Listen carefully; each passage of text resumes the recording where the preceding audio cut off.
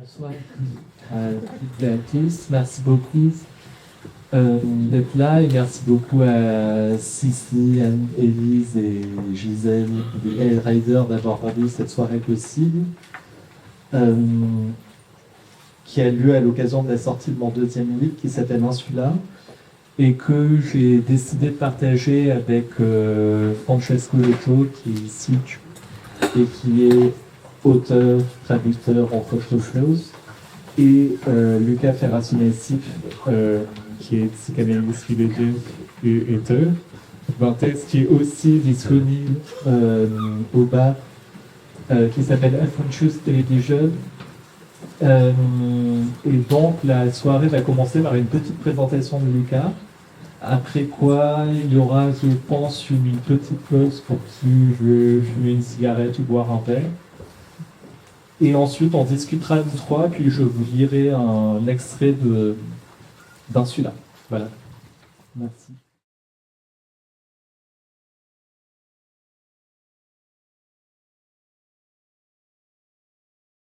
Merci Théo pour l'invitation et aussi à CC Club et aussi à Gisèle Books pour parler aujourd'hui. Alors, j'ai fait cette introduction en français, mais à la fin, pour la présentation, je parle en anglais parce que c'est plus facile pour moi, je suis brésilienne, etc. Je parle français, mais pour parler en anglais avec la conceptualisation, c'est un peu plus simple. Donc, Tao invited me to make this presentation, and in a way, it's an episodic presentation during his book tour because it is how can we make a free association between my book, that is the Unconscious Television book, and Tao's book, that is Insula's book. And I've been working as a researcher alongside as being a psychoanalyst in Lisbon, even though I'm a Brazilian. And the main hypothesis that I have from my book and from what I've been researching is that the unconscious is structured as a screen-based media. So I take what Lacan is going to propose, that is the unconscious is structured like a language, and I twist this and I say, okay, why do we have to deal with culture and language in a way that is very logocentric? How can we explode this logocentrism and work in a more semiotic way with images? And then I've been researching on anime and on television, and then there was my book that is the Unconscious Television book. So I made a little presentation to introduce my hypothesis, and we can of course talk a little bit more during the debate.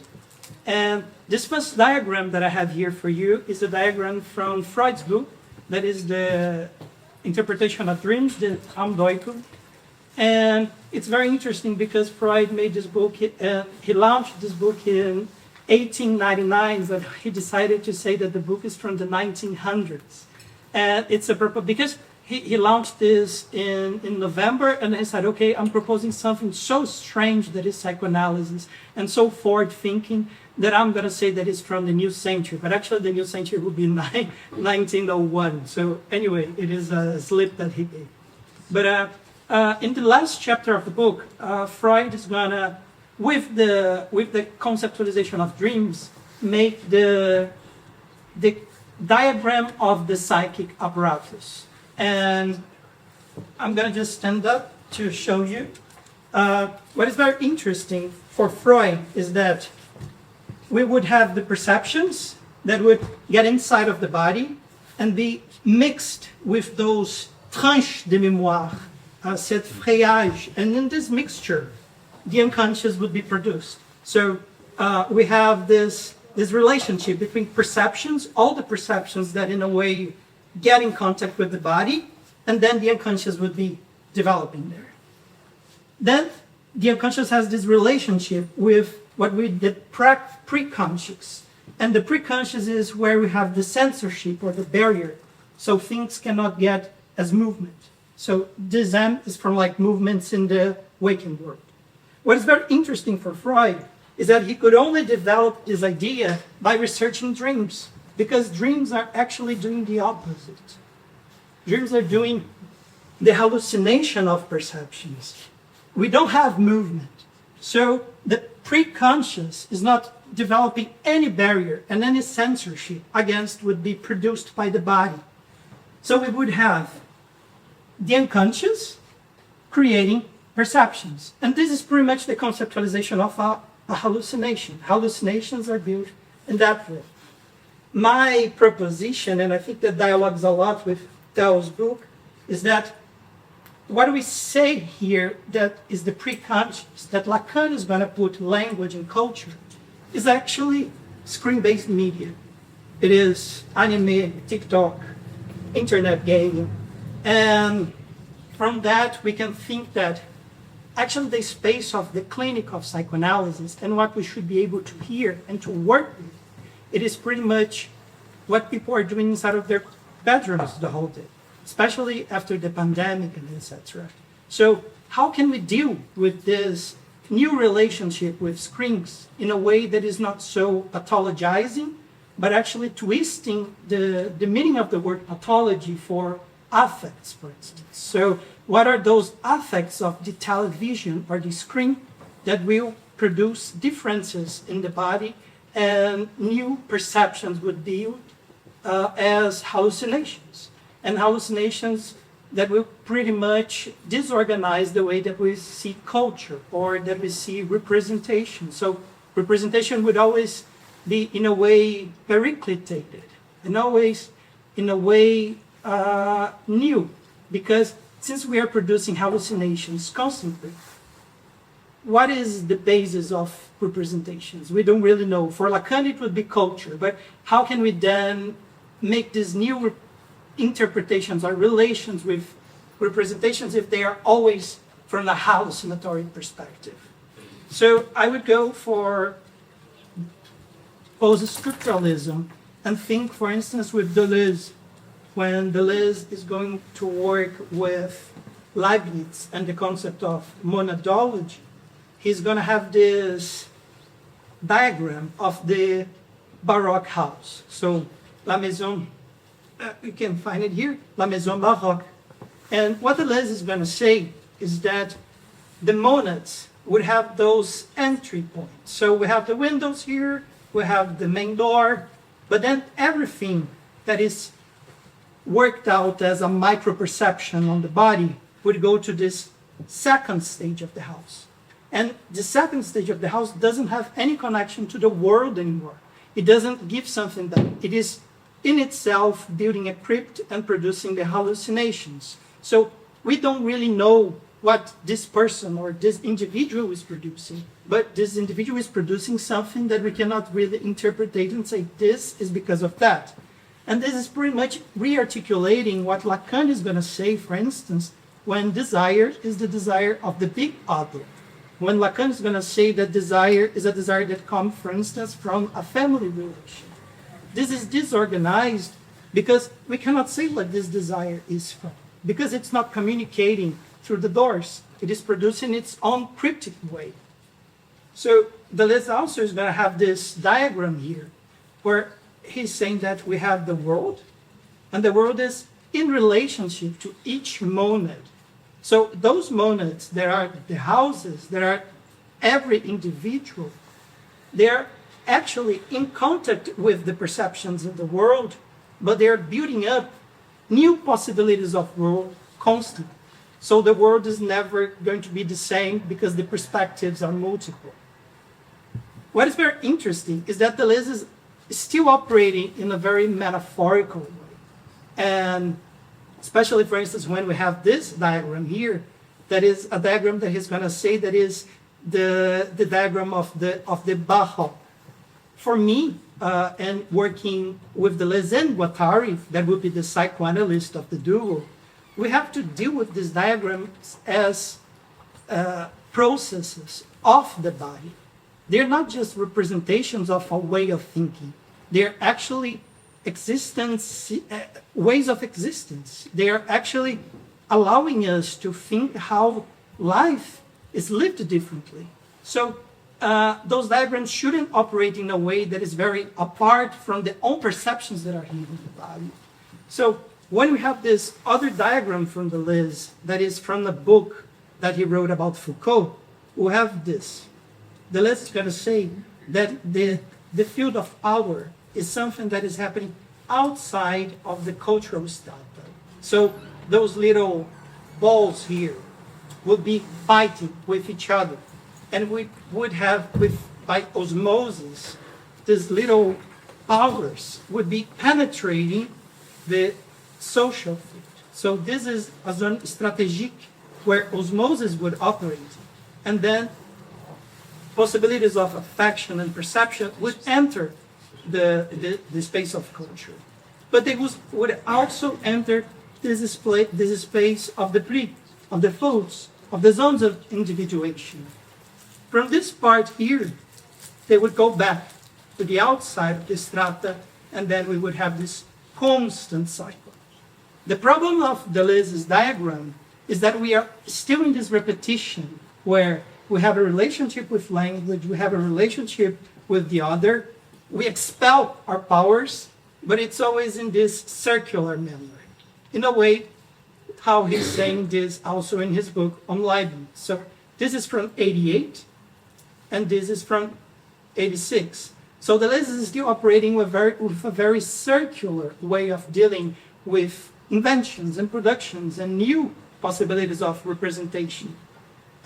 He's still, in a way, stuck with a cyclical way of dealing with what novelty can be. But what if we don't really know what's happening there? What if we just have to be nearby presences of those cryptic ways of being, of existence? So my proposition is that we should actually invert Deleuze's diagram as Freud did. So we change the relationship with gravity, because this is a drawing. We're not dealing with our drawings, with our paintings, with our films, with our written books in a way that should accept the laws of gravity, for instance. We must be able to develop other cosmical relations with the world. And even though if this is fabulation, and then I'm still working with Deleuze, but then I'm showing to you, maybe I still very attached to Neurose's way of Deleuze's thought. So I think this diagram, when it is inverted, it is working with Guattari and what we would elaborate as schizoanalysis. Because gravity is going to fall. We have another relationship with the world. And for instance, this is very interesting. This becomes, for people that study psychoanalysis, this, for instance, becomes what Schroeder, that is the main character or person that elaborates on psychosis, is going to say. Because Schroeder is going to say that he has a solar anus, and that his solar anus is producing a whole new universe. So our possibilities when dealing with art and with this expanded way of thinking art that is, for instance, with media, it is how can we produce universes of reference that are not related to the world that we come from? How can we twist the world that we come from and then open this new solar anus of existence? So in a way, when we turn the diagram and make the asshole as this zone of production, we are twisting how the Lacanian conceptualization of psychoanalysis would be as the desire of the big other.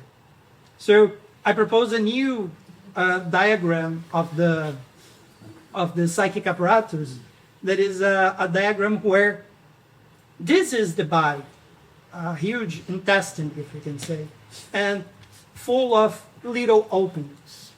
Actually, psychoanalysis, in a way, is the proliferation of openings to more perceptions and affections that we cannot really hold tight, but we can be nearby presence. I mean, as a psychoanalyst, especially in the contemporary with screen-based media as this twisted structure of the unconscious, I propose, for instance, that we have to allow screens inside of the clinic. We have to deal with DJ sets when an analyst brings it. We have to deal with watching YouTube and TikTok and Twitch alongside the patients. And this is very tricky in the psychoanalytic schools and in academia as well. So this is a diagram from Lacan that is pretty much what I try to re-articulate. Lacan is going to say that we have the big other, that is the symbolic, the mediation of culture, language, and this is going to hit the subject, so pre-individuals. And what I have from this equation here is a buried subject that can never actually be what the subject is, because it always needs to be referenced to this big other. So it is buried because it always needs language to represent itself. And that's a very logocentric and problematic way, because it's always going to say that representation needs to be based on culture. What is the same, at the same moment, what is built for Lacan in this equation is the buried big other. That is the conceptualization of the unconscious for Lacan. This unreachable thing that is in relation to one's own culture. And what is going to be a surplus of this operation would be object A, that would be the root of desire.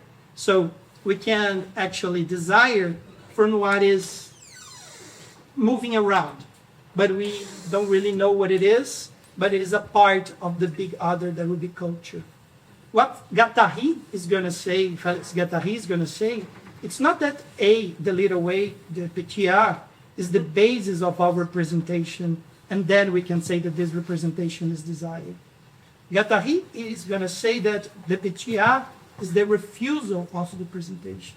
It is pretty much the revolutionary act of desiring something that we don't know what it is yet.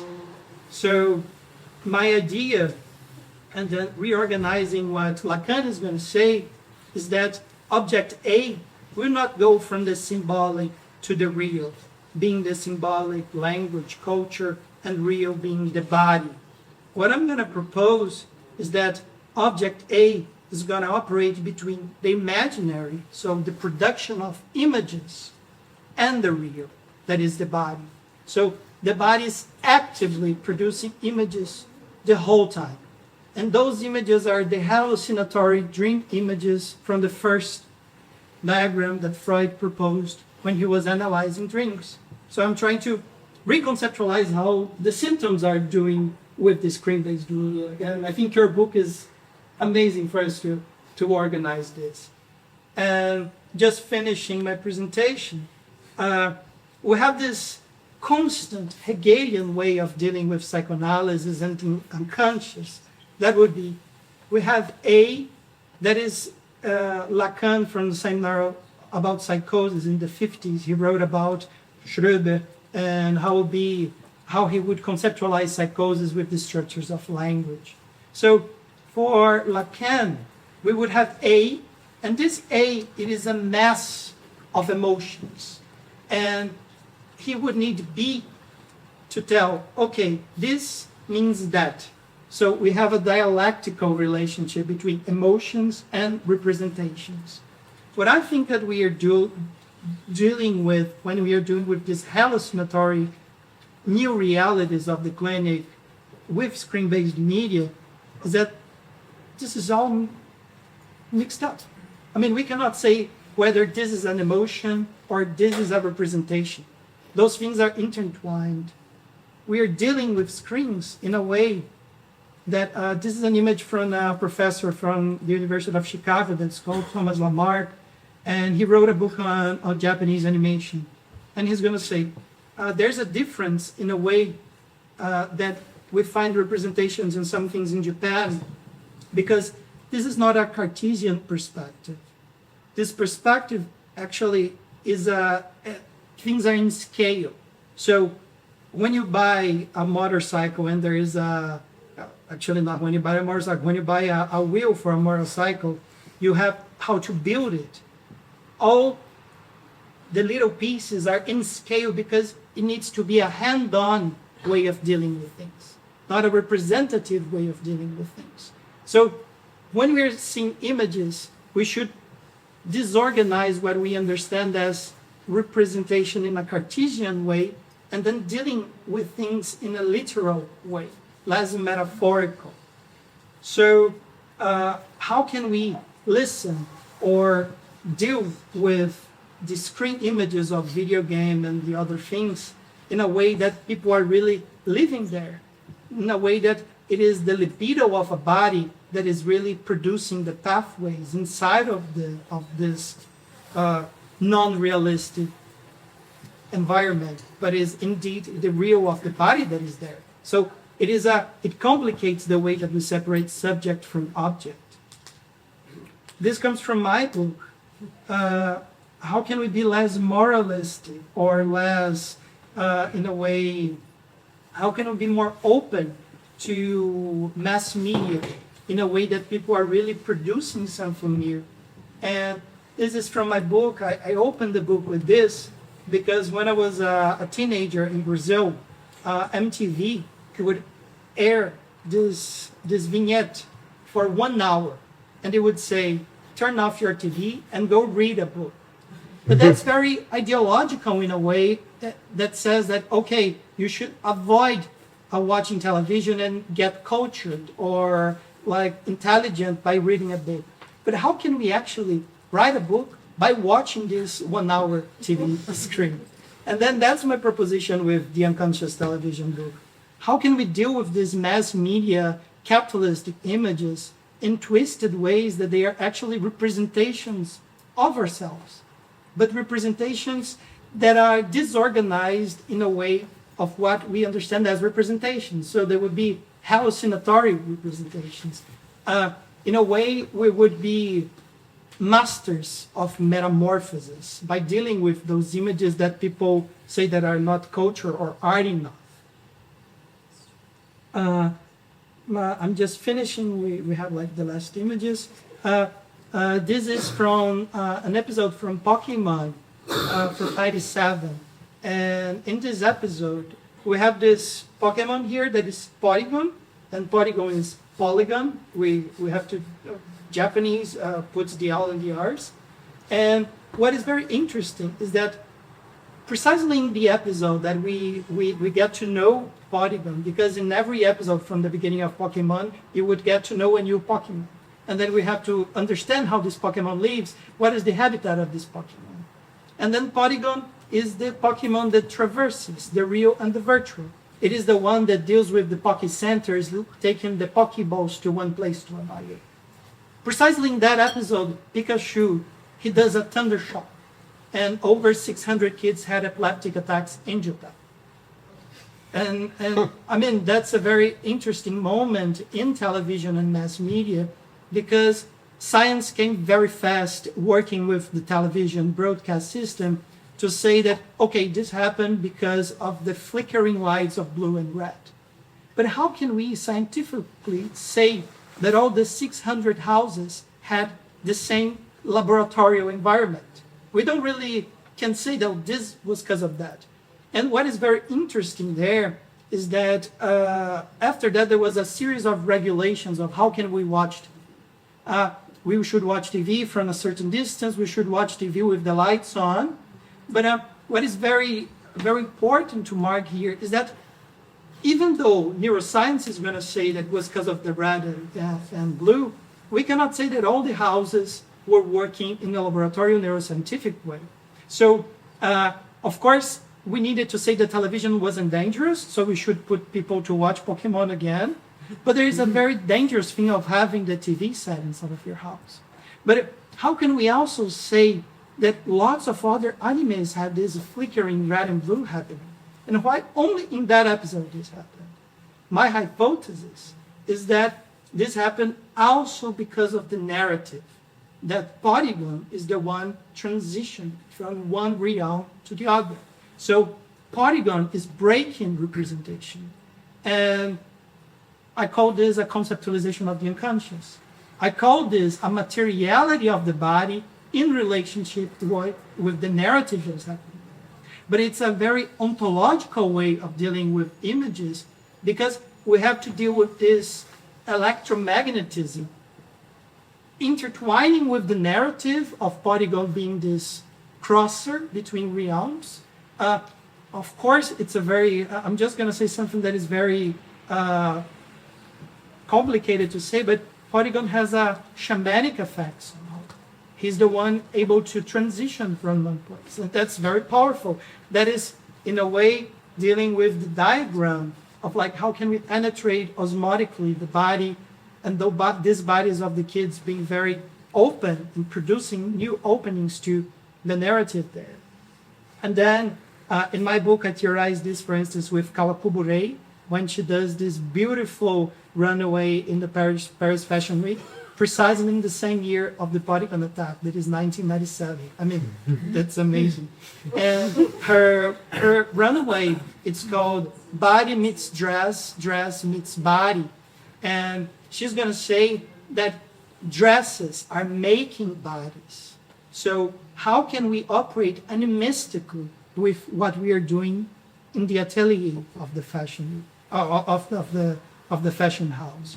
And how can we show those strange bodies full of lumps and bumps in a way that is twisting the representation of the body itself, in a way refragmenting the body, in a way twisting the mirror image of the body.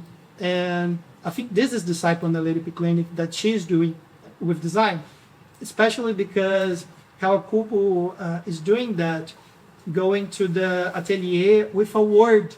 I don't know if you know the story, but the word is Renaissance.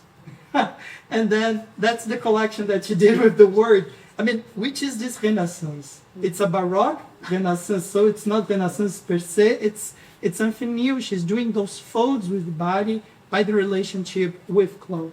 So I think actually we should deal with this unconscious structure that is screen-based media as clothing. We are wearing the electromagnetism of the screens when we go, especially because now we have the photo cameras going with us the whole day, the whole time. Living with the camera apparatus in their hands, so as part of the body. Just the last image, this is from Godard, also from his film Penon Carmen, and we are dealing with this libidinal relationship with the scripts. We're having this sexual relation. So there is a sexual relation. It's not about the non-existence of the sexual relation, as Lacan would say. We're actually having sex with images the whole time. And we are dealing with those images as living beings, as possibilities of affection and perception, as those beings of sensation that are mingling with us the whole time. I mean, that are like penetrating and being penetrated. So it is a constant mixing of organic and inorganic life, we would say. So do we have still 5 minutes, or it's okay? Because I can show some images, but it's fine. You go to yours. It's fine. So thank you.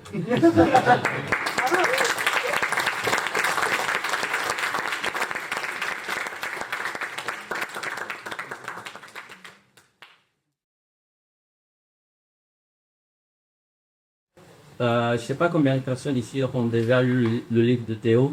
Je sais pas si quelqu'un a déjà lu. Moi, je dirais que le point en commun entre les deux, ça peut être, moi je dirais, après ta présentation comme ça, je dirais c'est la mémoire. Tout ce que tu as dit de la psychanalyse, c'est des éléments intéressants en fait, pour penser à comment nous, on se souvient des choses. Le roman de Théo, qui s'appelle Insula, ça vient du latin, ça veut dire île.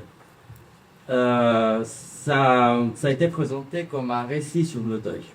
Je suis pas d'accord, c'est pas un récit sur le deuil, c'est un récit sur la mémoire, ce qui est pas du tout la même chose.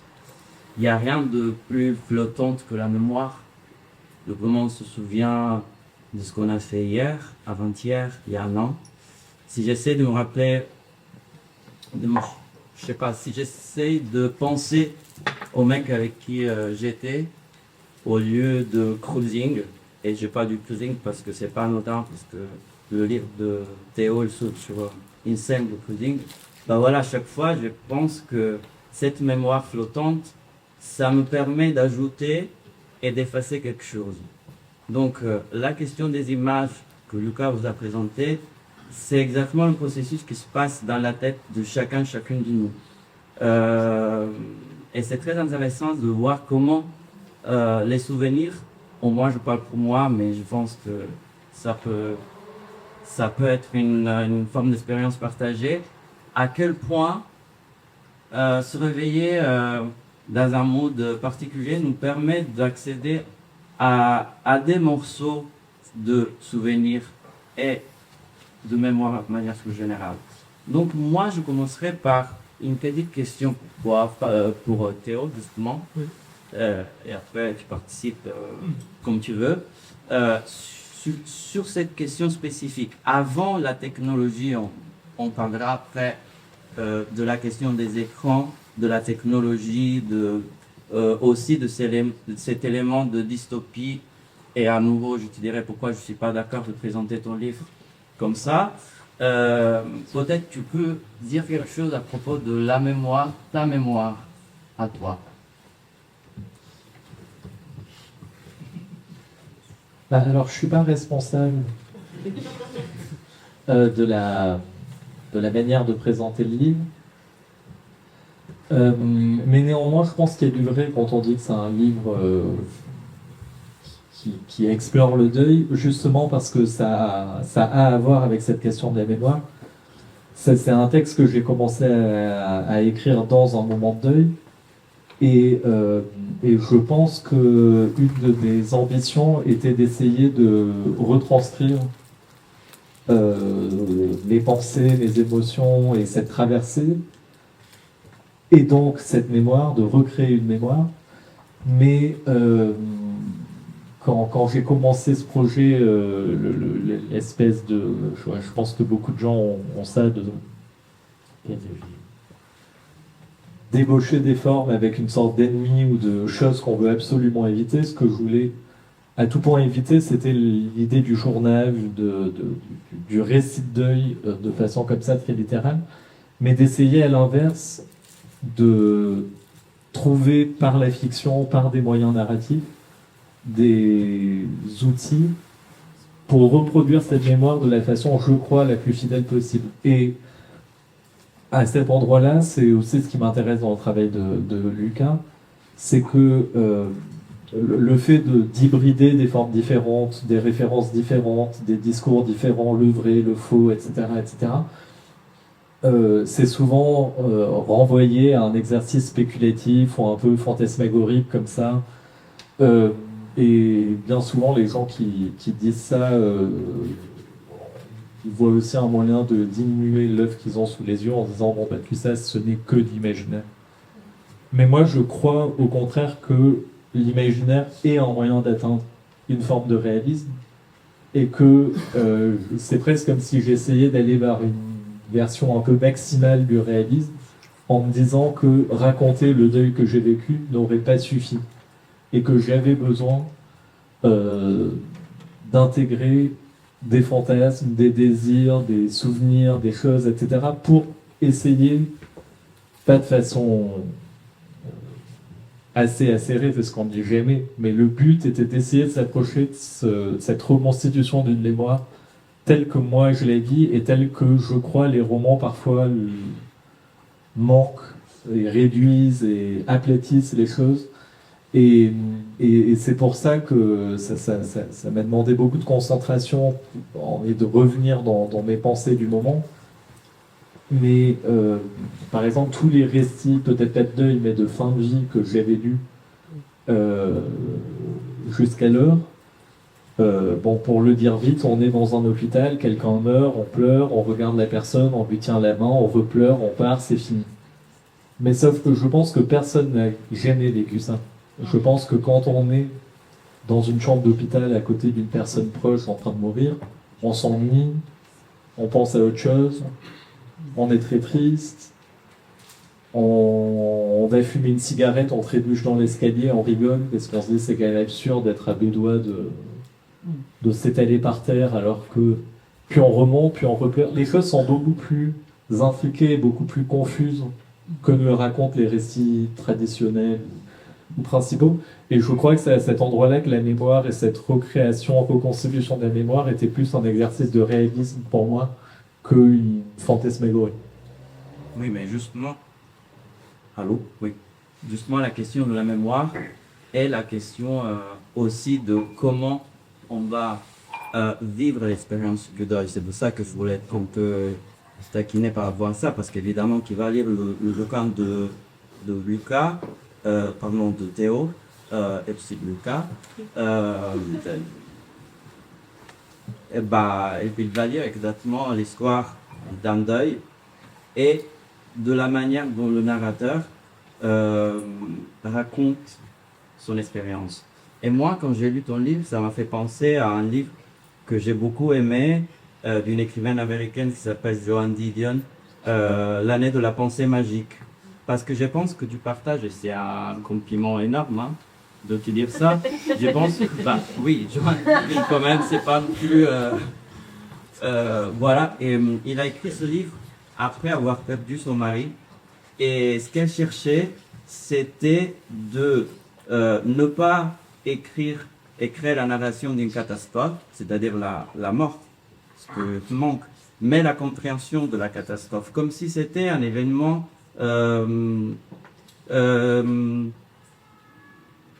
il pleut, il neige, laisse-moi comprendre comment ça se fait qu'aujourd'hui il y avait du vent qui a fait après il y avait la pluie, il y avait du vent, blablabla, etc. C'est-à-dire il y a une approche hyper réaliste, comme tu dis, à une expérience humaine. Donc c'est là que la question de la mémoire, pour moi, se revient au centre de la discussion, que se lie aussi avec tout ce que tu as dit sur la psychanalyse, parce que avant la psychanalyse, qu'est-ce qu'il y avait? Il y avait la littérature. D'ailleurs, la psychanalyse, Lacan, Freud, etc., qu'est-ce qu'ils font? Ils vont refondre la mythologie grecque. Il n'y a pas de psychanalyse sans référence à la psychologie grecque. Donc, évidemment qu'il y a aussi un lien entre tout ce que tu fais comme psychanalyste, tout ce que tu écris par rapport aux images, et un bouquin qui a cette capacité de aborder la spéculation. Par spéculation, on entend évidemment s'interroger. Et d'ailleurs, dans le livre, je trouve, ça c'est toujours mon avis, que le style de l'écriture on pourrait le définir comme le style du doute. Parce qu'il n'y a pas de spéculation sans douter des choses. Pourquoi mon père il est mort? Mais pourquoi mon père? On doute, mais pourquoi mon père? Il était jeune et putain, une maladie, tac. Pourquoi? Et après tu te réponds peut-être ça. Et chaque fois tu changes aussi de récit. C'est pour ça que je parle et j'insiste sur la question de la mémoire flottante et de comment ce titre est vraiment un titre très juste pour ton récit, je trouve. C'est toi qui l'as d'ailleurs, c'est toi qui l'as choisi ou Oui, non, oui, c'est moi qui ai choisi le titre. Moi, je passe à ça. Pardon, je suis curieux aussi. Non, mais c'est important de savoir. Pour le coup, moi j'ai un rapport assez compliqué au titre parce que j'ai beaucoup de mal à écrire sans avoir un titre et très souvent mes titres sont très mauvais donc on les change à la fin.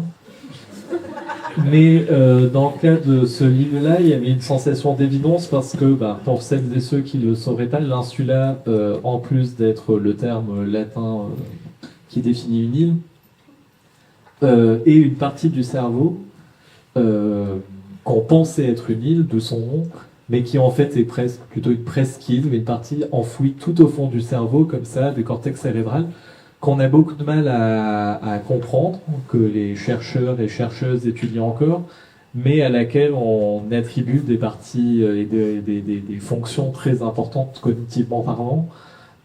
Par exemple, la dépendance dépendrait de l'insula, l'inconscient, l'intuition, et donc ce terme-là qui m'était complètement étranger, je l'ai découvert le jour où, à l'hôpital et voyant l'état de mon père se dégrader, les médecins m'ont fait cette espèce de cirque qui consiste à dire on a quelque chose à vous dire et venez vous asseoir sur ces horribles chaises à roulettes. Et qui est la manière qu'on a trouvé, je crois, en Europe occidentale d'annoncer que quelqu'un va mourir quand on est face à 5 personnes avec des blouses blanches qui disent bon là c'est raté. Et donc moi, en me disant je vais sauver mon père, je vais leur demander de faire un essai thérapeutique, de le changer d'hôpital, d'inventer un médicament sur le champ, mais on va pas accepter cette situation. Un des internes s'est levé et avait une télé comme Lucas, comme ça. Et il y avait un scanner ou une IRM, ou j'en sais rien, du cerveau de mon père, et un point rouge. Et il m'a dit, non, là c'est foutu, regardez, l'insula est touchée. Et donc la maladie venait d'attaquer cette partie du cerveau de mon père. Et si je suis honnête, à ce moment-là, je me suis dit qu'il y avait un roman incroyable à écrire. Je me suis tout de suite... Et je me suis tout de suite réalisé en trouvant ça complètement obscène et en disant qu'il n'écrirait jamais ce livre. Et puis quand 3 mois plus tard, je me suis aperçu que j'étais incapable d'écrire sur autre chose que ce qui me faisait pleurer du soir au matin et du matin au soir, Insula est devenu le titre et presque il fallait écrire le livre. Ça fallait bien mettre 200 pages derrière cette couverture. Mais le point de départ était vraiment Insula. Et donc je voulais à la fois raconter l'Insula scientifique, c'est-à-dire la réalité des derniers moments passés auprès de mon père et ce moment de deuil, mais aussi donner un autre sens à l'Insula qui devient un jeu vidéo ou une simulation dans le livre qui porte ce nom et à laquelle on accède en consommant une pilule et qui sont d'ailleurs réparties partout dans l'espace si certains d'entre vous veulent essayer. Et en fait, ce besoin de fiction que je sentais à ce moment-là, ce style du doute que tu évoques, c'est aussi parce que ce genre d'expérience, la confrontation avec la mort, nous expose à des questions auxquelles il est très difficile de trouver la moindre forme de réponse. Et donc, je ne veux pas transformer ce moment en séance avec Lucas, parce que, mais à ce moment-là, comme mon psy était beaucoup moins compétent que lui, et que j'avais pas, voilà, et qu'il fallait bien trouver quoi faire pour éviter la grande route de la dépression, il m'était impossible, je n'acceptais pas l'idée que j'allais garder ces questions et me satisfaire de l'absence de réponse. Et je voyais que ce moment-là m'imposait d'aller regarder ce qui pouvait se passer derrière la réalité, derrière le visible, derrière le conscient, derrière le tangible, j'en sais rien, mais qu'il y avait une autre face, quelque chose de l'autre côté, que je voulais ausculter. Et le meilleur outil que je me suis trouvé pour faire ça, c'est la fiction. Et si je n'avais pas convoqué ces outils de l'imaginaire, j'aurais pas pu essayer de tracer des hypothèses pour répondre à ces questions, qui sont sans doute des hypothèses fautiles, qui prétendent pas dire la vérité. Mais je ne pouvais pas me faire à l'idée qu'on regarde la mort comme une chose purement scientifique et purement établie, et où en fait le langage médical que j'ai vécu comme une violence et comme une insulte pendant toutes ces nuits à l'hôpital devenait la norme et devenait la chose qu'on devait suivre. Et moi je voulais raconter que ces espaces liminaux entre la vie, la mort, etc. sont beaucoup plus subtils et beaucoup plus subjectifs et beaucoup plus ouverts qu'on le raconte et beaucoup plus en proie au doute. Et que par exemple, enfin, c'est pour être sûr d'être clair, et le dernier soir de mon père, il a perdu connaissance. Il a été placé dans le coma. Une infirmière m'a dit, là c'est fini. Et puis après, il a arrêté complètement de bouger, et ma belle-mère est partie et a dit, là il est mort. Et puis après, moi je suis resté à son chevet, et puis il a été trop tard. Il était temps de partir. Pour moi, il était mort. Et puis 4 heures plus tard, j'ai reçu un message d'une infirmière qui m'a dit, bah là le cœur ne bat plus, il est mort. Et le lendemain matin, un médecin est venu, a fait, je sais pas ce qu'ils font, mais bon, l'acte de décès, donc légalement, il était mort. Donc ça veut dire que pendant ces 12 heures, mon père est mort 5 fois au minimum. Et donc la version officielle de l'histoire qu'on retient, celle qui est inscrite sur son carnet de santé, enfin, on n'a pas de carnet de santé quand on est mort, mais quand vous voyez légalement, C'est le médecin qui est arrivé à 8h32, mais il aurait pu arriver à 8h36, et qui a pincé quelque chose et pris le pouls et machin, et a dit « il est mort ». Mais donc c'est cette vision qui s'impose comme la vision officielle, alors que à cet endroit-là, ce qu'on comprend comme étant la mort ou pas est beaucoup plus subtil, beaucoup plus subjectif et beaucoup plus fictionnel, parce que chacun se raconte une histoire. Chacun choisit de voir la mort à tel ou tel endroit, de voir la conscience à tel ou tel endroit, et c'est ça que ce livre essaye de raconter aussi.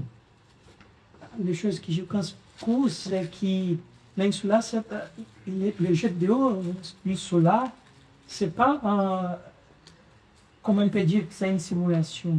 Parce que, surtout, à cause de la drogue, c'est un processus. Et c'est un processus, de quelque façon, biologique de le personnage qui est en train de métaboliser cette drogue-là. C'est pas une métaphore, c'est vraiment une chose qui est faite par le corps.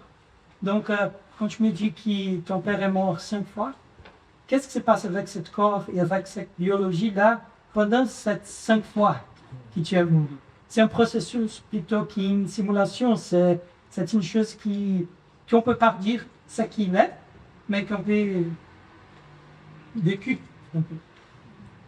Oh, oui, moi quand je dis simulation, c'est presque au sens de camp d'entraînement. C'est que j'ai l'impression que la fiction a aussi ce rôle-là et ce pouvoir-là, et que c'est quelque chose qu'en fait tout le monde fait dans la vie. Avant un rendez-vous amoureux, on se dit il va se passer ça, et puis s'il vit comme s'il va y avoir ce problème-là, et par contre s'il fait cette remarque-là, il va y avoir cette chance-là. Mais quand on fait ça, on ne fait que de la fiction. Et donc la fiction a un impact direct sur la réalité ou sur nos manières d'agir. Oui. Et le jeu, le narrateur ne prend pas le cachet initialement. Il fait comme certains font peut-être le camp dans sa toche et attend de voir quel sera le bon moment. Mais parce qu'en fait, je voulais pas avoir de vision améliorative ou péjorative, ni de cette insula, ni même des jeux vidéo en général, parce que je suis parfois fatigué de voir comment ce médium est vu de manière péjorative ou trop améliorative, comme si en fait c'était juste un médium comme un autre aujourd'hui. Mais parce qu'on peut voir cet autre monde comme un idéal, comme une utopie, comme un désir. Mais en écrivant le livre, je pensais aussi aux gens qui vont tenter des petits bourgeois qui vont essayer une nouvelle drogue au fin fond de la Californie. Enfin, on peut voir ça de façon très cynique ou de façon très positive. Mais en tout cas, cet autre monde devient un terrain d'expérimentation et un terrain d'entraînement pour moi vis-à-vis de cette réalité, un endroit qui permet de mieux comprendre la réalité.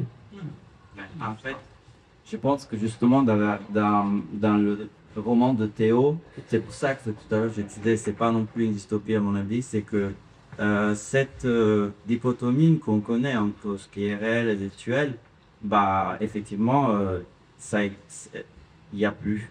Mais il y a plus parce que l'approche de Théo, l'écriture de Théo est une écriture réaliste. Et tout ce qu'on vit là, nous, tout ce qu'on vit d'un point de vue politique, social, d'un point de vue peut-être personnel, mais c'est une vraie dystopie. Donc la question et je pense que ton roman, c'est hyper intéressant de le voir aussi comme un roman politique, dans la mesure où il y a un microcosme, la narration d'un corps, déjà le corps du narrateur qui baise, qui va chercher d'autres personnes avec qui baiser, du cruising, et le corps qui attend par la mort. Donc il y a un microcosme, mais il y a aussi un macrocosme, c'est-à-dire comment cette question de la réalité nous affecte tous les jours. Et c'est pour ça que j'insiste, c'est le livre de Théo, c'est pas seulement un récit sur le deuil, c'est pas un livre de science-fiction, c'est, moi je dirais, mais ça c'est ma manière de raconter les choses, quand j'ai lu, je sais que je l'ai lu très tôt, et que j'ai beaucoup aimé, sinon je ne serais pas là évidemment, mais pour moi c'est de l'autofiction. C'est parce que tu intègres quand même un élément autobiographique, c'est-à-dire la perte de ton papa, dans un récit fictionnel. Donc, et Et en France, il y a, partout évidemment, dans tous les pays, mais je pense que surtout dans les années 90-2000, vous avez des écrivains, des écrivaines qui ont marqué de manière essentielle, décisive, en fait, la littérature française par la composition et l'écriture de récits magnifiques. Je parle d'autofiction, je pense à Dustan, je pense à plein d'autres, en fait. Et je pense à Dustan juste parce qu'on évoque la question de la drogue. Et par exemple, lui, il disait que l'ecstasy, les TAS ont sauvé une génération de PD qui était zéro pauvre parce que tu te calais un petit TAS et tu pouvais avoir accès à une dimension qui existait parce que c'était ton intériorité à croire. Donc là,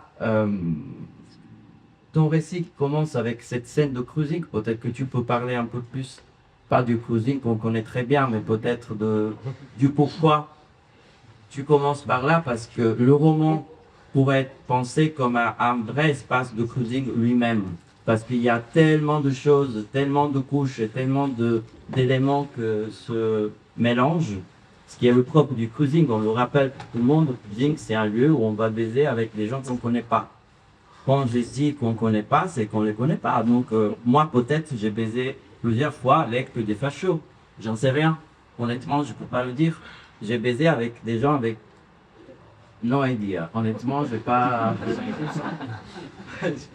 Mais justement, cette espèce de cruising, je pense, j'insiste, parce que le roman et l'écriture de Théo, je pense, on peut penser le roman comme un vrai espace de cruising par rapport à cette question de la réalité, de la non-réalité, du virtuel et de l'organisme et ce qui n'existe pas en fait. Oui, complètement. Enfin, il y avait dans les premières définitions du nouveau roman, il y avait cette idée du roman comme lieu de rendez-vous. Donc c'est peut-être la continuation, mais cette scène et le rapport plus généralement au cruising, il est pour moi d'abord important comme métaphore du roman, plus que comme sujet en soi. C'est que le roman devient un espace qui a ses faiblesses, qui a ses torts, qui a ses travers par rapport à des formes beaucoup plus massives comme celle qu'évoquait Lucas, mais qui a une qualité, c'est une qualité de lenteur, une qualité de profondeur, une qualité de concentration, une qualité de liberté, qui fait qu'on vit, peut-être comme avec les jeux vidéo, aux côtés de personnages qui deviennent nos proches, le temps de 3 jours, 4 jours, 5 jours, un mois, des années, peu importe. Et peu importe aussi qu'on aime ou qu'on déteste le livre. Mais on cohabite, on est en colocation avec une autre histoire. Et en fait, ce point de jonction entre son histoire et celle d'un autre, une subjectivité qui s'élargit, fait que pour moi, c'est un terrain passionnant pour, comme dans la vie, connecter des choses qui n'ont rien à voir les unes avec les autres. Et c'est là où, pour moi, le roman devient un terrain de cruising, où une anecdote peut croiser une théorie, où un fantasme peut croiser un souvenir, où l'histoire de quelqu'un d'autre peut croiser la sienne, etc., etc. Et je crois que une des contraintes que je me suis données en écrivant ce livre, c'est que je voulais que tout soit un personnage. Pas seulement le narrateur, mais aussi les lieux, mais aussi les choses, mais aussi les anecdotes, les histoires elles-mêmes, les récits, et que tout converge comme un ensemble de corps qui peuvent, à un moment ou à un autre, se rencontrer, se rater, se retrouver, etc. Et c'était vraiment ça mon ambition un peu schématique en écrivant le livre. Et tout à l'heure, quand tu parlais de... Enfin, c'était aussi une des raisons qui m'ont fait aimer The Unconscious Television Book, c'est que quand une élue commune m'a envoyé le livre de Lucas, moi, c'est à peu près aucun rapport avec la psychanalyse, et un rapport, disons, superficiel à l'écriture critique ou philosophique. Je lis très peu d'essais, ou alors seulement dans le cadre de recherches très directement liées à ce que serait, etc. Et d'un seul coup, je voyais quelqu'un qui déployait une théorie qui concernait non seulement des sujets qui m'obsèdent, c'est-à-dire la façon dont les régimes d'images virtuelles, etc., viennent contaminer nos vies et transformer nos consciences, nos inconscientes, j'en sais rien, mais en tout cas là, nos représentations. Et dans le même temps, je voyais que cette personne-là était en train d'écrire ce livre comme un clip MTV, dans lequel allait se retrouver Pokémon, comme des garçons, des animés que j'adore, David Lynch et Chantal Akerman dans un texte précédent. Et donc à cet endroit-là, ça m'intéressait parce que c'était une zone de cruising aussi. Parce que dans ce coup, Rei Kawakubo baise avec Pikachu et avec Ladies. Et ça m'excite autrement plus qu'une vision très monolithique d'un récit, qui est parfois quelque chose qui me fait un peu peur face à des livres. Et là, par exemple, en sortant et quand je rencontre des journalistes, etc., la première question, tu parlais tout à l'heure des présentations, mais la première question qu'on pose en recevant un livre, c'est voilà le sujet. C'est un livre sur ci ou sur ça. Mais sauf qu'en fait, je pense que des gens font ça très bien, mais je crois que s'il y a bien une raison qui peut me pousser aujourd'hui à ouvrir un livre, ce qui n'est pas si facile, c'est bien de vouloir tomber dans quelque chose qui n'a pas de sujet. Parce que si je cherche un sujet, je tape un hashtag, ou enfin, il y a des moyens beaucoup plus simples de creuser un sujet, du moins face à la littérature romanesque. Et voilà, et donc j'aimais l'idée que ce soit un livre où les sujets se mélangent. Mais c'est pour ça qu'ils n'ont rien compris, hein, parce qu'il n'y a pas de sujet non plus dans ces conversations.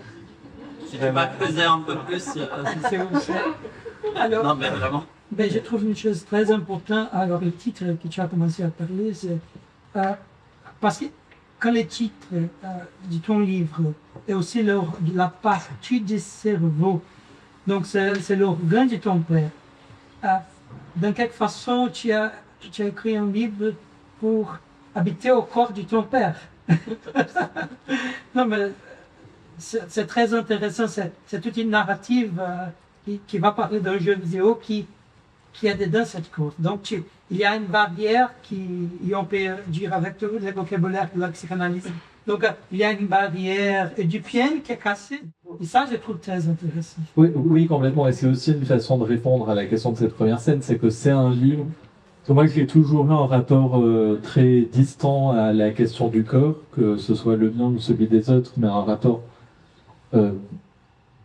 assez froid comme ça. Et là, ce moment-là m'a propulsé dans une compréhension du corps différente, parce que le temps de la maladie et le temps de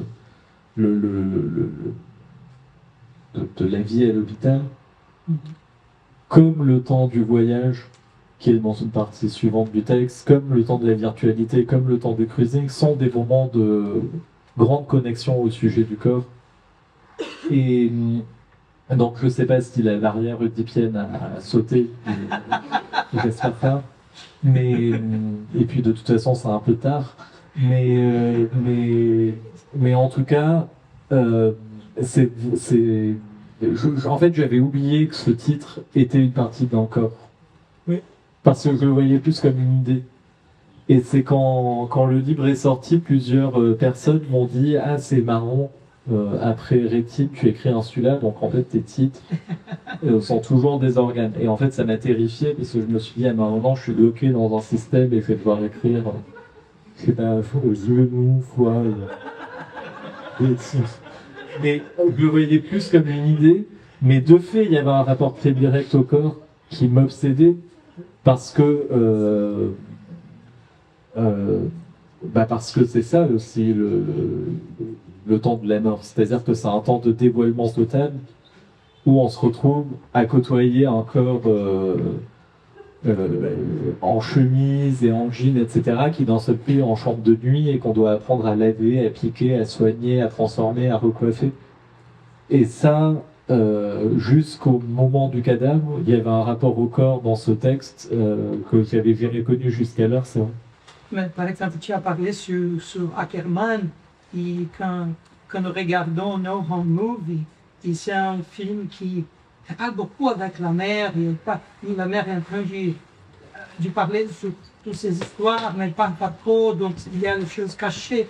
Mais la scène plus importante de tous les films, c'est le moment qu'elle tombe. tu rappelles ce moment-là. Et c'est le moment qui, le corps de la Carmen, mais elle essaie de filmer un peu. Donc c'est un film sur le corps d'Ackermann qui va mourir d'après que la mère est morte. Donc cette exposition corporelle est toujours là. J'ai pensé beaucoup sur ça quand j'étais en train de lire Insula. C'est un essai sur le corps du narrateur par rapport à ce corps qui meurt de le père. Oui, et puis on peut dire aussi, et si vous avez aussi des questions, ça va faire plaisir tout le monde à Théo, mais non, c'est normal. Et il y a la question, comme tu dis, de la filiation, c'est-à-dire qu'est-ce que c'est. Et moi, je le dis de manière un peu plus simple que la psychanalyse. Ma grand-mère, elle nous disait soit tu vas chercher les morts, soit c'est les morts qui viennent te chercher. C'est-à-dire que il faut incorporer, intégrer la question de la mort. Et moi, je l'ai compris très petit. Parce que je suis né en Calabre, dans le sud de l'Italie, où il y a une culture des morts qui est très importante. Je parle pas de religion. Je parle vraiment de penser les morts comme des vivants. Et j'en parle parce que c'est cette question de la réalité, de la virtualité, de ce qui est vrai, ce qui est faux. Et surtout de cet espace très flou entre la vie et la mort.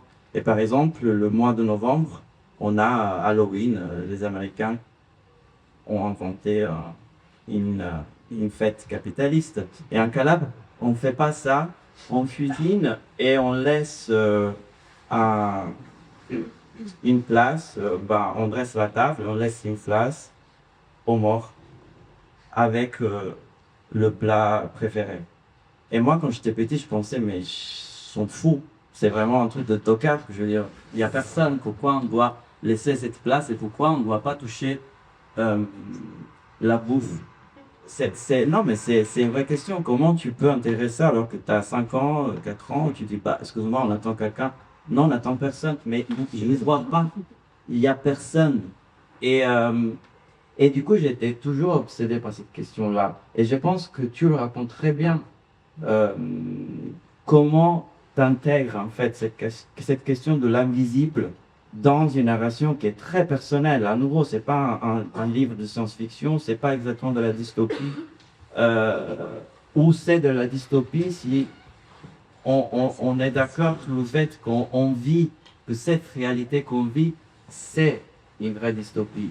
Mais tu t'es plongé dans une question qui va toucher les archétypes et du coup la mythologie, la littérature et la psychanalyse après. Mais moi, j'insiste sur la qualité littéraire de ton livre parce que c'est la littérature qui a permis après à la psychanalyse de raconter et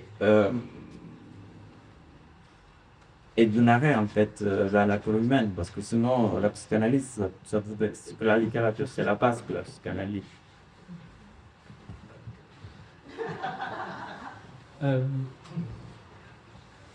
Je crois que ce rapport au deuil dont tu parles, de ce plat pour qu'on laisse à la table en attendant que quelqu'un arrive sur quelqu'un qui est absent, c'est une assez belle façon de dire quelle était mon ambition en écrivant ce livre. Et je sais toujours pas si quelqu'un vient à la table. Mais je sais que j'ai écrit ce livre pour qu'il soit lu par quelqu'un qui n'est plus là. Et je sais que ça a complètement transformé mon rapport à l'écriture parce que l'enjeu du lectorat et de la lisibilité était complètement différent. Parce que c'était plus vraiment seulement s'adresser à telle et telle personne qui va avoir le livre entre les mains quand le livre va sortir, mais aussi adresser le livre à une mémoire, à un souvenir, à un spectre, je ne sais pas. Et je crois que c'est un livre qui dit pas la vérité, qui cherche pas à la dire, c'est un livre qui manque, mais j'ai hâte qu'on me présente un livre qui dit la vérité, parce que je pense pas que les livres soient là pour ça et soient capables de le faire. Mais je pense que toutes ces ramifications entre le vrai, le faux, la réalité, la fiction, etc., sont là pour essayer d'atteindre ce point d'adresse à un autre monde ou à un autre versant de ce qu'on voit et de ce qui nous entoure. Et oui, j'ai au moins envie d'y croire pour me rassurer et me dire que ce livre a un intérêt. Bah, ouais, absolument. Moi, je pense il y a un intérêt pour tout le monde de le lire parce que c'est un vrai livre de littérature. Déjà, parce que parfois, moi, évidemment, j'aime beaucoup lire. Et parfois, j'ai lu des récits où tu sens qu'il y a une urgence dans l'économie de cette narration, tu te dis, ok, bah, c'est un livre quand même qui a du sens. Mais dans le cas de Théo, il n'y a pas seulement cette urgence, c'est-à-dire raconter, sublimer, narrer quelque chose que lui, il a vécu, évidemment, mais aussi il y a une réflexion sur la langue. Parce que la littérature, c'est aussi assigner une forme à des mots, à des paroles.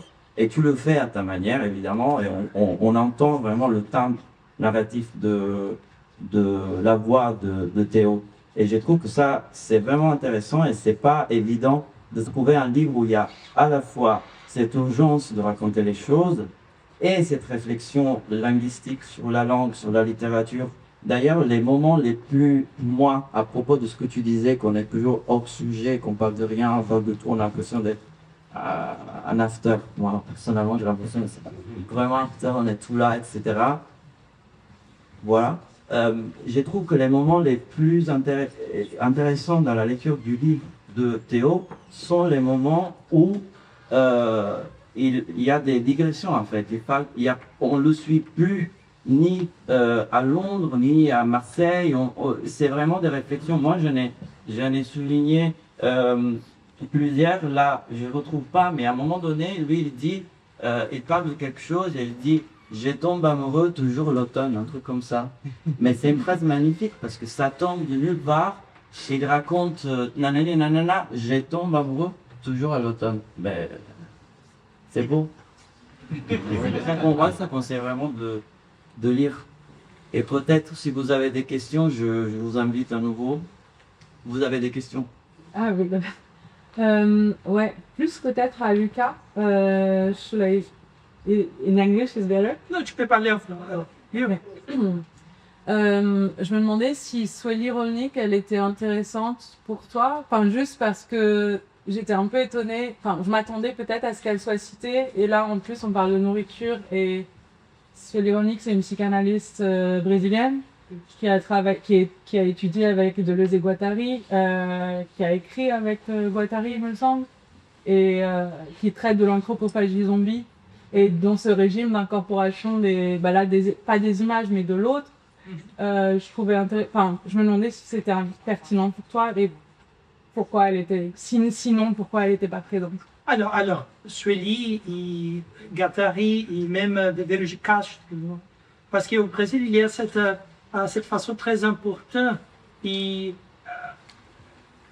quand tu es psychanalyste au Brésil, c'est impossible, tu ne peux pas lire l'anti-Édipe. Et ça, c'est une chose très rare et très différente dans la formation psychanalyste de le reste du monde. Et alors, Sueli, elle a une référence pour tout le monde. Là. Elle a une personne qui nous écoute tout le temps. Et même, je suis avec les gens qui travaillent avec elle, comme dans la POC sans parler. Donc, je n'ai pas dit son nom maintenant. Elle est vraiment la personne que je pense tous les moments que je suis en train de faire la schizoanalyse et je suis brésilien. Parce que, surtout avec Guattari, il a beaucoup allé à São Paulo, et il est allé à Rio aussi, mais São Paulo, c'était une ville très importante pour son travail, surtout à cause de sa relation avec Sueli. Je pense que Sueli était analysant de Guattari, et d'après ils ont écrit les cartographies sentimentales. Donc, alors, surtout maintenant que je travaille en Europe, je propose des textes de Sueli, mais par exemple au Portugal, personne n'a à lire son travail. Et même au Portugal, personne n'a lu Guattari. Donc c'est très différent les façons qu'il la psychanalyse. et regarder au Brésil, par exemple. Donc oui, c'est Sueli et c'est Viveiros. C'est une façon de la psychanalyse qui c'est surtout sur la littéralité du corps. Mais c'est surtout sur la immanence et non sur la transcendance des idées.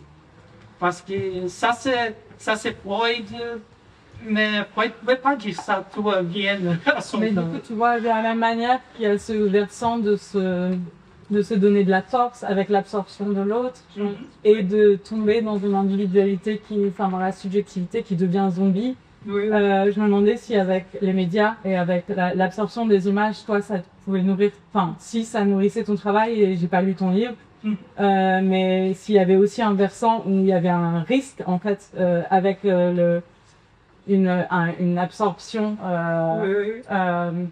autre, de tomber dans ce régime, de continuer la pensée de Swelly, en fait, aussi avec... Parce que, alors, à la fin, c'est qui peut-être en anglais, madame.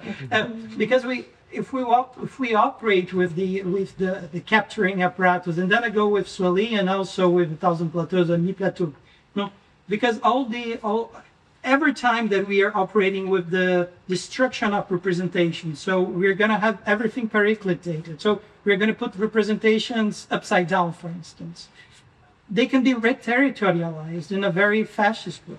So they can be captured very easily because they are pulverized again. So it's a very tense operation. The clinic of psychoanalysis and the clinic of the unconscious is a very tense operation because we always have to be aware that this can be captured. I mean, all those potencies of like freedom can be captured and transformed into something very awful, for instance. So as exactly what Sueli is proposing in her book. In Brazil, for instance, if we operate with all Guattari makes his beautiful interview with Lula on the Labor Party and how the Brazilian social structure can be reorganized. And then Lula goes to power, Lula becomes the president, and right after the Labor Party is out of power, we have this new capture by the military. So, Viveiros de Castro is going to say, we have to be very precautious when we get inside of the forest, because we don't know what we're going to do. If the jaguar is more powerful when harnessing like affections and perceptions, we're going to be inside of the jaguar world, and then we're going to be devoured. So the clinic of psychoanalysis and transference, it's very tense. It's not a process that we know the result. So it's a constant attention that we need as a clinician. And I think what Sueli is saying as a political transformation is that micro-perceptions and affections are not conquered because we are elaborating on them. We have to pay attention in all minimal things when we are dealing with those very powerful forces of the unconscious. Yeah. So, is it a little bit? Yeah. And Bon, si vous avez pas... what is in the Swiss decomposition? Non, c'est des bonbons normaux. Ok. Est-ce I'm careful with what I eat. que vous avez d'autres questions? Sinon, on pourrait faire une petite pause et après on laisse Théo lire un passage de son livre. Je pense que ça serait beaucoup... ça serait cool. Est-ce que vous avez des questions ou quelque chose? Moi j'ai une question. Oui. C'est plutôt à Théo, en fait, par rapport à ce que tu disais sur le fait que tous les livres mentent. Disons, en gros, par rapport à la discussion aussi qu'on a eue sur la subjectivité avant et la position qu'on doit avoir sur, du coup, partir du postulat de départ que tous les livres mentent, je voulais savoir si c'était quelque chose, disons, pour toi qui était fluctuant, et dans ce présent-là, de se dire, genre, en général, peut-être, genre, disons, demain, tu peux te lever et faire la même ascension, ou parce que j'aime bien le mouvement qu'il y a dans la conversation, dans le sens où il y a une phrase de, je crois que c'est Tom Wolfe, là, Electrical Head Acid Test, là, ce truc un peu de psycho-voyage. À un moment, il y a comme une espèce de poème dans le livre qui dit Nothing Nowhere, et c'est toujours apposé, dans le sens où donc quand on met les deux annihilations à côté, ça veut dire que tout est partout. Du coup, je voulais savoir si c'était un postulat que tu tenais sur la durée, par exemple, qu'à des moments tu trouvais un tout dans un livre, et là, sur le moment du présent, tu as dit que c'était un rien, ou est-ce que c'est une trajectoire fluctuante comme ça, ou est-ce que c'est un postulat un peu statique? Euh,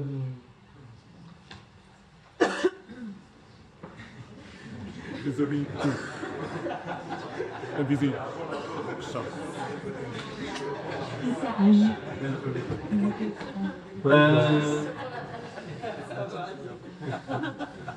Non, non, j'ai envie de dire que c'est fluctuant, et puis désolé si la phrase avait l'air un peu péremptoire, parce qu'en fait j'en sais rien, et peut-être même que je m'en fous, mais c'est surtout que j'ai l'impression que ces dernières années, dans la littérature, notamment française, et notamment en partie dans ma maison d'édition, donc je suis pas...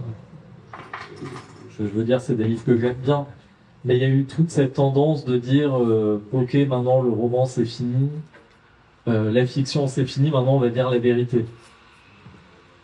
Et moi, il y a un peu un truc où ça me met un peu mal à l'aise, parce que on a besoin de mentir pour dire la vérité, ou l'inverse, j'en sais rien, je suis pas le plus intelligent de ce canapé, mais en tout cas, il y a quelque chose où je me dis que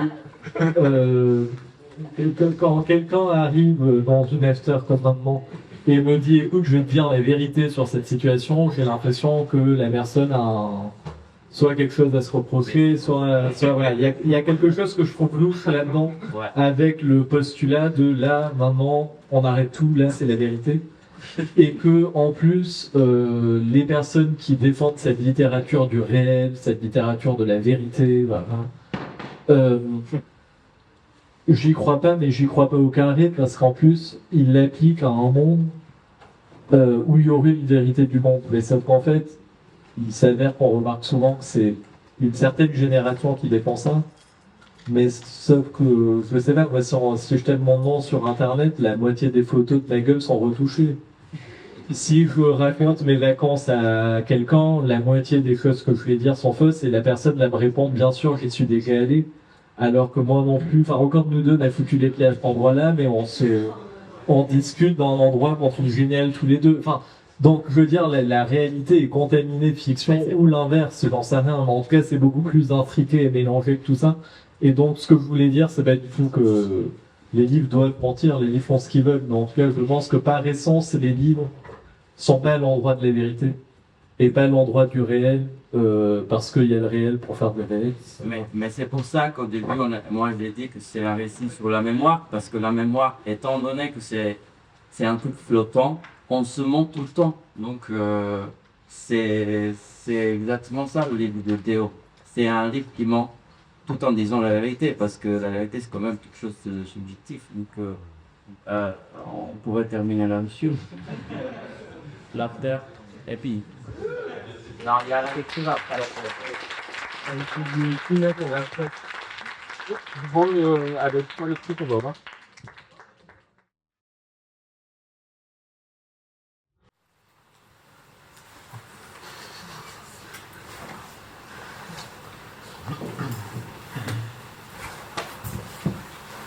Vous allez me prendre pour un nain, et je vous comprendrai bien. Mais dans les heures qui suivent, tandis que la fréquence de sa respiration et le son de l'électrocardiogramme deviennent de plus en plus irréguliers et erratiques, je commence franchement à m'ennuyer. Les phases d'évanouissement s'allongent, ma belle-mère s'en va faire un tour. Il ne s'en rend pas compte. Mon père n'a plus assez de résistance pour tenir la main que je lui tends. Faute de mieux, comme il n'arrête pas de sonner, j'attrape son téléphone pour le mettre en silencieux.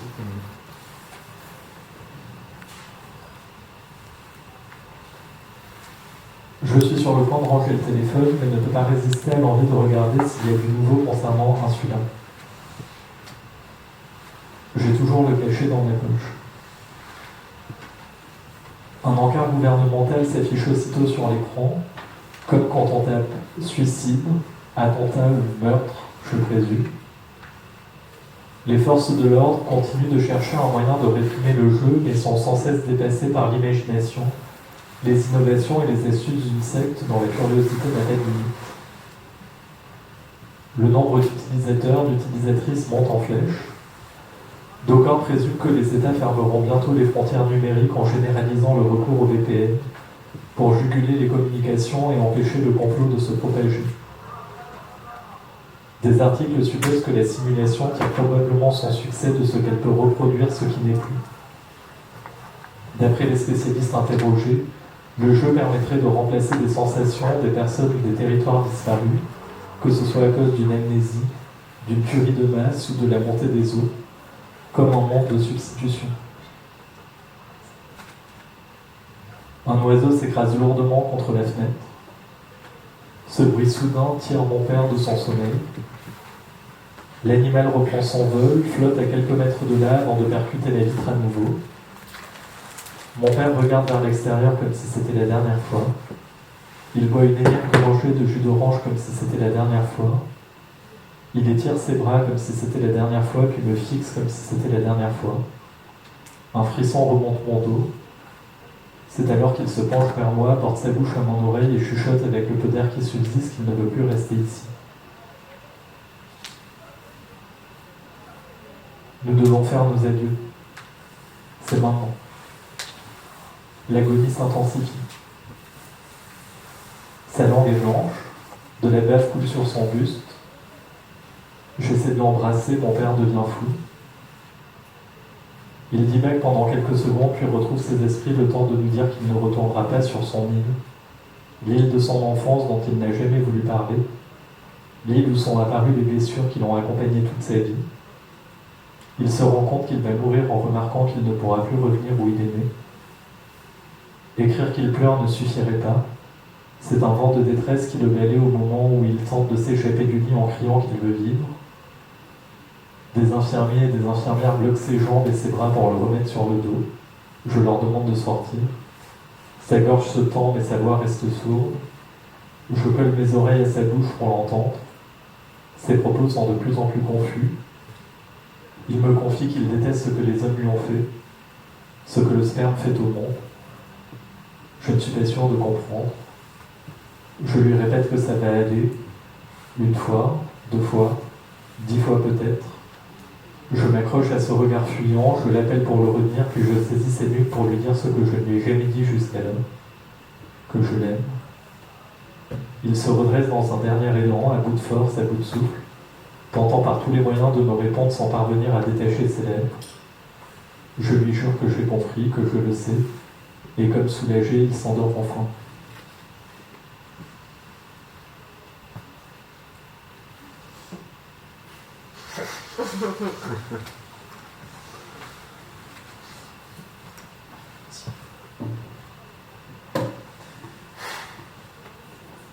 Vous n'avez pas besoin de me croire pour qu'il en soit ainsi, mais sachez que cette nuit-là, moins de 24 heures après mon retour de Londres, une fois que je me suis résolu à ne pas revenir embrasser mon père, à refermer la porte de sa chambre et à marcher sans but dans la ville déserte pour m'assurer que je resterai éveillé jusqu'à son départ, avançant vers la tour Montparnasse, remontant la rue de Rennes en direction de Saint-Germain-des-Prés, bifurquant vers l'Odéon puis contournant les grilles du jardin du Luxembourg, croisant celles et ceux qui rentraient d'une fête et celles et ceux qui n'avaient nulle part où dormir.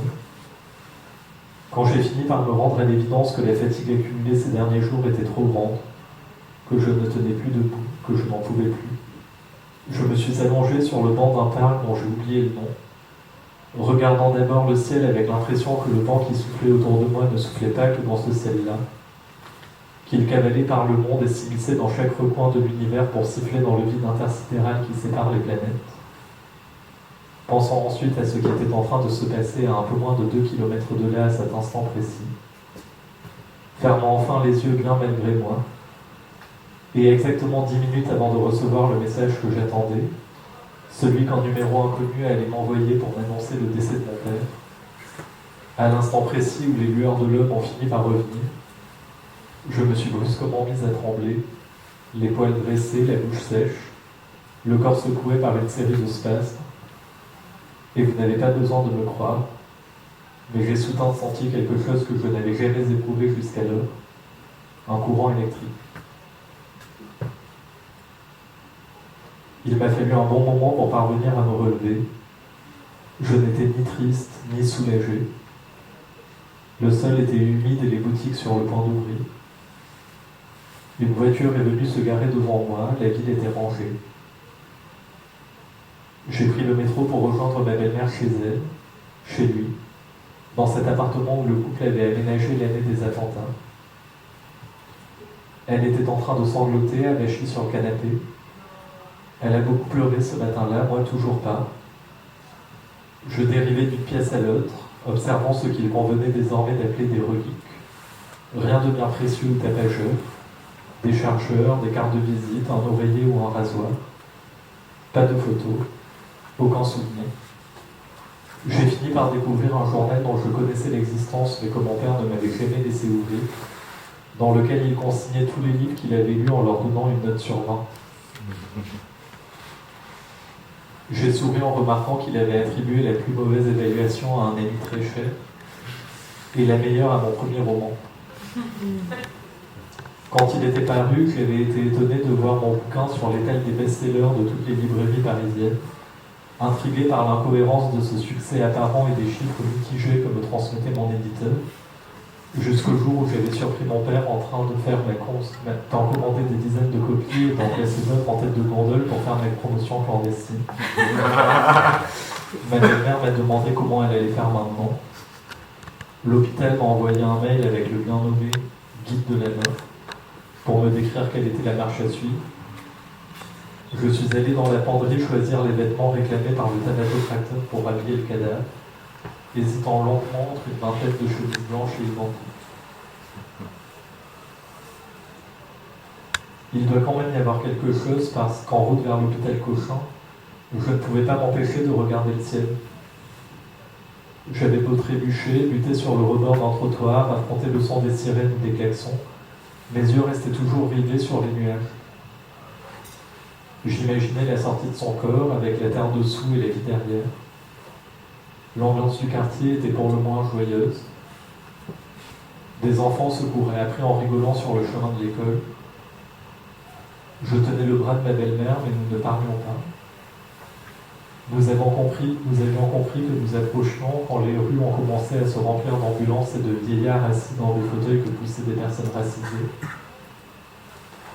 2 infirmières nous ont accueillis sur un ton administratif, nous demandant si nous avions bien été prévenus. Oui, c'est bon. Puis nous adressant leurs condoléances. Merci.